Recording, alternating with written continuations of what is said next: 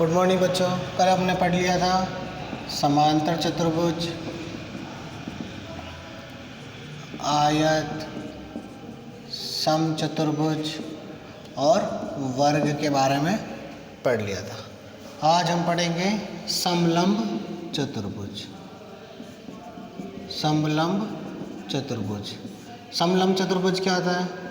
ऐसा चतुर्भुज, ऐसा चतुर्भुज जिसकी सम्मुख भुजाओं का एक जोड़ा समांतर हो, उसे समलंब चतुर्भुज कहते हैं। यानी कि ऐसा चतुर्भुज जिसकी सम्मुख भुजाओं का एक जोड़ा, यानी कि सम्मुख मतलब सामने की भुजाओं का, चाहे तो ये भुजा लो चाहे ये भुजा लो, ठीक है।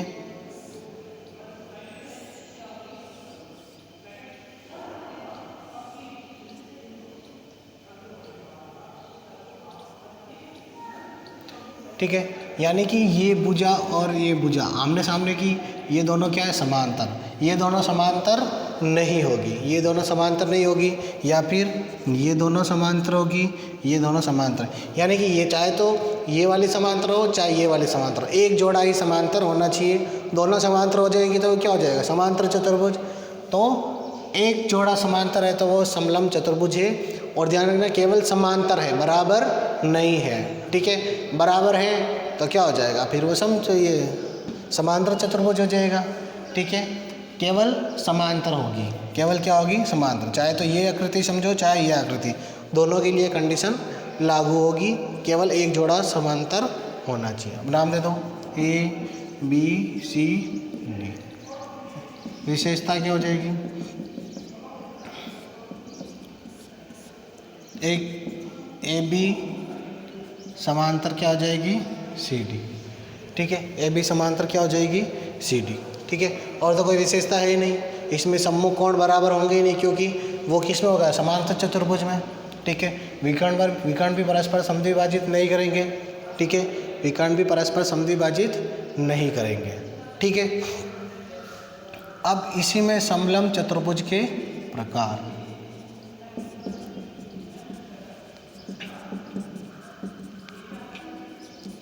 समलंब चतुर्भुज के प्रकार, इसमें पहला आता है समद्विबाहु समलंब चतुर्भुज।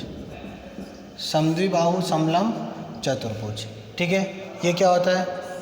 यानी कि ये दोनों भुजाएं तो समांतर है, लेकिन ये दोनों भुजाएं हैं, ये भी क्या होगी? बराबर। ये दोनों बराबर हो नहीं हो ये कोई ज़रूरी नहीं है, लेकिन ये दोनों बराबर होगी। तो इसमें क्या हो जाएगी? समद्विबाहु यानी कि दो भुजाएं समान, वो समलंब चतुर्भुज, ठीक है। अब इसकी विशेषता क्या हो जाएगी? पहला वो तो है A B C D, A B समांतर है सी डी, ठीक है। अब दूसरा क्या हो जाएगा? दूसरा इसमें क्या हो जाएगा? ठीक है,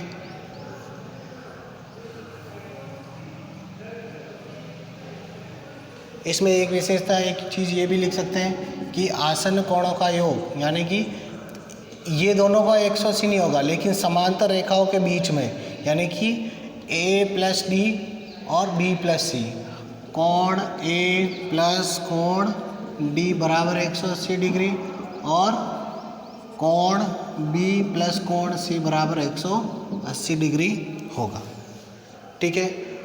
ये चीज़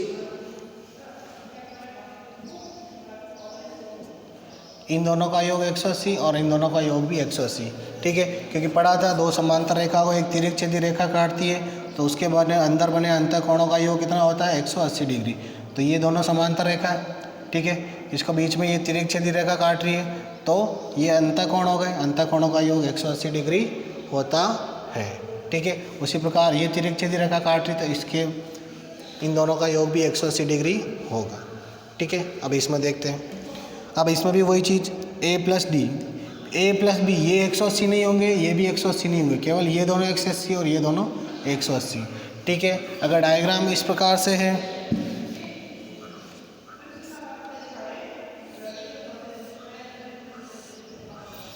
ये दोनों समांतर हैं, तो फिर इन दोनों का योग 180 डिग्री होगा और इन दोनों का योग 180 डिग्री होगा।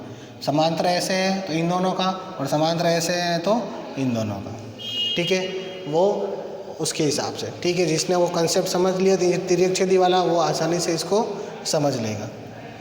ठीक है, फिर अब इसमें देखो कोई चीज़ ए प्लस डी, कोण ए प्लस कोण डी बराबर 180 डिग्री और कोण बी प्लस कोण सी बराबर 180 डिग्री। ठीक है, इन दोनों का योग कितना होगा? 180 डिग्री। अब तीसरी इम्पोर्टेंट चीज़ इसमें क्या होगा? कोण, ये दोनों कोण भी क्या होंगे? बराबर होंगे। ये दोनों कोण भी क्या होंगे?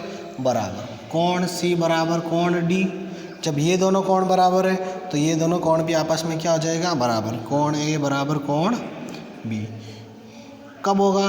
जब ये समद्विबाहु समलंब, जब ये दोनों भुजाएं बराबर है। अगर ये दोनों भुजाएं बराबर नहीं है तो ये बराबर नहीं होंगे। ठीक है, फिर और क्या हो जाएगा? विकर्ण बराबर होंगे। विकर्ण बराबर होते हैं, यानी कि AC बराबर BD, यानी कि AC बराबर BD, दोनों विकर्ण क्या होंगे? बराबर। और पांचवी चीज़ क्या हो गई? विकर्ण समान अनुपात में काटेंगे। ठीक है, अब उनमें तो क्या हो रहा था? विकर्ण समद्विभाजित कर देते समान दो भागों में, यहाँ पर समान दो भागों में नहीं बांटेंगे। जैसे कि टोटल विकर्ण है 5 सेंटीमीटर का, तो ऊपर वाला 2 और ये नीचे वाला 3 में कट रहा है, तो इधर भी ऊपर वाला 2 और ये नीचे वाला 3 होगा। ठीक है, समान अनुपात। अगर ये 2:3 में काट रहा है तो ये भी 2:3 में ही काटेगा। ठीक है, ये 2:3 में तो ये भी 2:3 में ही काटेगा, समान अनुपात में काटेंगे। ठीक है, तो इसका नाम दे दिया O। ठीक है, तो क्या हो जाएगा? OC बटा OA, OC बटा OA। उसी प्रकार क्या हो जाएगा? बराबर OD बटा OB। ठीक है, ये अगली क्लास में बहुत इंपॉर्टेंट सवाल आएंगे इससे रिलेटेड, तो ये चीज़ अपने को ध्यान रखनी है। तो समद्विबाहु समलंब चतुर्भुज में क्या, एक तो ये दोनों तो क्या होंगे? समांतर होंगे। दूसरी चीज़, ठीक है, एक चीज़ ये भी लिख लो इसमें, AD बराबर BC, ये दोनों भुजाएं भी आपस में क्या होगी? बराबर। AD बराबर BC। फिर कोण A प्लस कोण D बराबर 180, इन दोनों कोणों का योग 180 डिग्री। उसी प्रकार इधर भी इन दोनों का योग भी 180 डिग्री। फिर जब ये दोनों भुजाएं बराबर है तो कोण C बराबर क्या हो जाएगा? कोण D, और उसी प्रकार कोण E बराबर कोण B हो जाएगा। ठीक है, फिर अगली विशेषता है विकर्ण बराबर होते हैं। दोनों विकर्ण क्या होंगे? बराबर होंगे। AC बराबर BD। ठीक है, फिर अगला है विकर्ण समान अनुपात में काटेंगे, यानी कि ऊपर वाला जो भाग होगा इस विकर्ण का, वो इस विकर्ण का भी ऊपर वाला भाग बराबर। ये अगर ये 2:3 में काट रहे हैं तो इस विकर्ण को भी 2:3 में ही काटेंगे। ठीक है, तो ये हो जाएगा समद्विबाहु समलंब चतुर्भुज। ठीक है, फिर इसी का एक और पार्ट है समकोणीय समलंब चतुर्भुज। एक और है समकोणीय समलंब चतुर्भुज। दूसरा है समकोणीय समलंब चतुर्भुज। समकोणीय समलंब चतुर्भुज मतलब इसमें क्या होगा कि ये दो भुजाएं ये तो समांतर होगी, लेकिन एक कोण क्या होगा? 90 डिग्री होगा। ABCD ये दोनों तो क्या है? समांतर ही।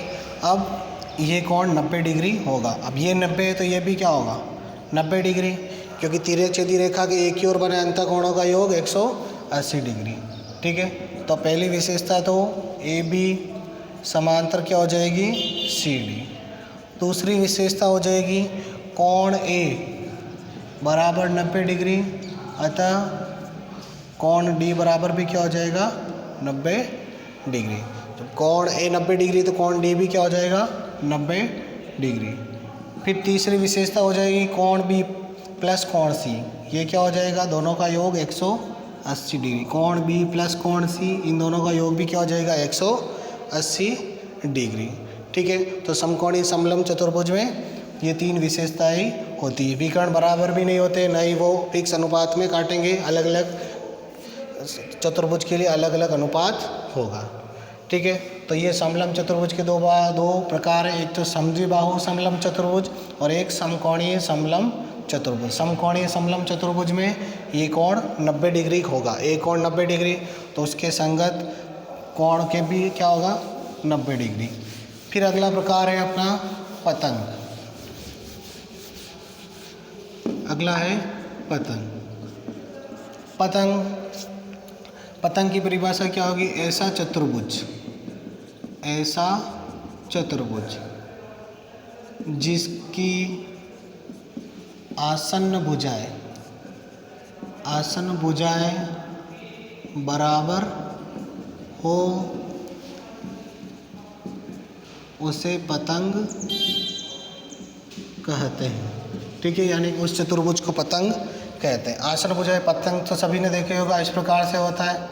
ठीक है, आसन भुजाएं मतलब जो भुजाएं पास पास में है। ठीक है, ए बी सी डी, पास पास भुजाएं कैसी, ए डी और ए बी, तो ये दोनों क्या होंगी, बराबर, यानी कि ए बी बराबर ए डी। और दूसरी क्या हो जाएगी, बी सी बराबर सी डी, बी सी बराबर सी डी। ठीक है, फिर और विशेषता क्या होगी, इसके विकर्ण लंबवत काटते हैं। ठीक है, समद्विभाजित नहीं करते, केवल लंबवत काटते हैं। विकर्ण लंबवत काटते हैं, लंबवत काटते हैं मतलब ये क्या हो जाएगा, 90 डिग्री। यानी कि कोण ए ओ बी बराबर कोण बी ओ सी बराबर कोण सी ओ डी बराबर कोण डी ओ ए बराबर 90 डिग्री। यानी ये चारों कोण क्या होंगे, 90 डिग्री। ठीक है, और इस हिसाब से क्या हो जाएगा, ये भाग और ये भाग, ये दोनों भी क्या होंगे, बराबर होंगे। ये दोनों बराबर नहीं होंगे, केवल विकर्ण, एक विकर्ण के दो भाग ये बराबर होंगे। यानी कि ओ डी बराबर ओ बी। ठीक है, तो ये पतंग के बारे में। आसन भुजाएं बराबर होती है, ए बी बराबर ए डी और बी सी बराबर सी डी। और विकर्ण लंबवत काटते हैं, तो यानी कि ये चारों कोण क्या हो जाएंगे, 90 डिग्री। ठीक है, और ये दोनों विकर्ण के भाग ये बराबर होंगे, ये दोनों बराबर नहीं होंगे। तो ये चतुर्भुज के बारे में सामान्य जानकारी, बेसिक कंसेप्ट।